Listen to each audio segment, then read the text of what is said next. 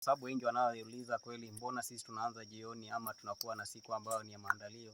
Kwa sababu wengi tunaona, kwa sababu si mimi sitaki niseme, kwa sababu Ukristo wa kamili ama imani iliyo ya kweli ninayezingatia ya Biblia, na si Biblia tu bali ni kufuata yale ambayo Biblia inatuzungumzia, kwa sababu tunaelewa kwamba Mungu ndiye anayetuzungumzia kupitia kwa neno lake.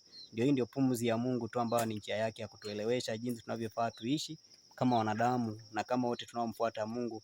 Tunaona nimekuja kuwasomea, nataka tusome tujifunze, kwa sababu wengi mnaweza shangaa ni vipi watu tunaanza siku jioni. Ndio siku ambao wengi tunaita Ijumaa ni siku ya maandalio, ambayo ni siku ya Friday ama ni siku ya Ijumaa. Ndio unaona nataka tusome hiyo kitabu ambacho ni cha Marko Injili, ambayo sura yake ni ya 15.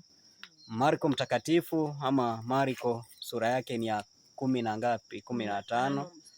Mstari wake ni wa 42. So nisomee msomaji. Hata ikiisha kuwa jioni, kwa sababu ni maandalio. Ndiyo siku iliyo kabla ya Sabato. Herodia. Hata ikiisha kuwa jioni, kwa sababu ni maandalio, ndiyo siku iliyo kabla ya Sabato. So wengi mnaweza jiuliza swali hilo, lakini hiyo ndio ukweli ambao ni ukweli halisi kutoka kwa njia ya Mungu tu. Ukisoma vitabu vyote ambavyo ni vya Injili ya Yohana ama ni vitabu vya Injili ambao ni vitabu ambao ni vinne ambavyo vinazungumzia kuhusu Sabato ilivyokuwa inaanza, na watu wanaokuwa na tashwishi ya kwamba wengi tunavyofikiria Sabato ni siku ambayo wengi ndio tunajua ya kwamba wengi tunatetea. Tunaona hata wengi wanaoanza Ijumaa, wengi kama wenzetu hapo Waarabu wanaelewa kwamba siku inaanza Jumamosi. Tunaona wakaweka juu Mosi ili waweze kuitetea mavuta ya kwao, waone Ijumaa ndio siku ya saba, lakini kwa mujibu tu wa binadamu. Lakini tu tunao wenzetu ambao ni pia nao Jumapili ambao pia wanavuta, wanasema siku inaanza Monday.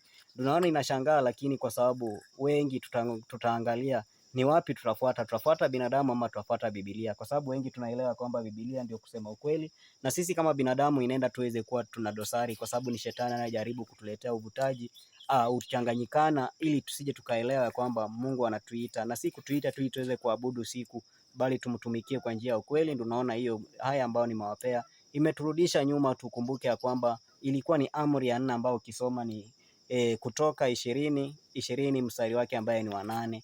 Unaona pia naye Mungu anatiririka vizuri akisema ya kwamba tuikumbuke siku ya Sabato. Unajua, underline ama tilia mstari kitu ikumbuke, kwa maana kwa sababu Mungu akiona ukisema ikumbuke, kumaanisha kuna wengi tutakuja kuisahau. Unaona siku hii imesauliwa. Unaona hata wengi wajivuni, walio wa Ijumaa, walio wa Jumamosi na walio hata wa Jumapili tumekosa kuielewa siku hii, na ni siku ya kipekee. Tunaona shetani anayo viti na vingi, lakini tubarikiwe kwa sababu Mungu anatuhitaji sisi wote. Ndio nawakaribisha kwa Sabato njema, kwa sababu sisi tushaiona Sabato. Ndio nafurahia kwamba Mungu ameniwezesha mimi pamoja na familia yangu. Ndio maana si kama mambo ya kujigamba ama kujionea nini, lakini kwa sababu ni neema ya kipekee ambayo wengi tunaweza itamani tuweze kuona yale yote tunayofanya, lakini kwa sababu Mungu ndiye anayenipea familia hii, naamini ipo siku tena tutakuwa tunapumzika mbele ya Mungu na mbele ya Yesu, kwa sababu Yesu anarudi. Tuwe na siku njema na tuwe na Sabato njema wote mnaobarikiwa.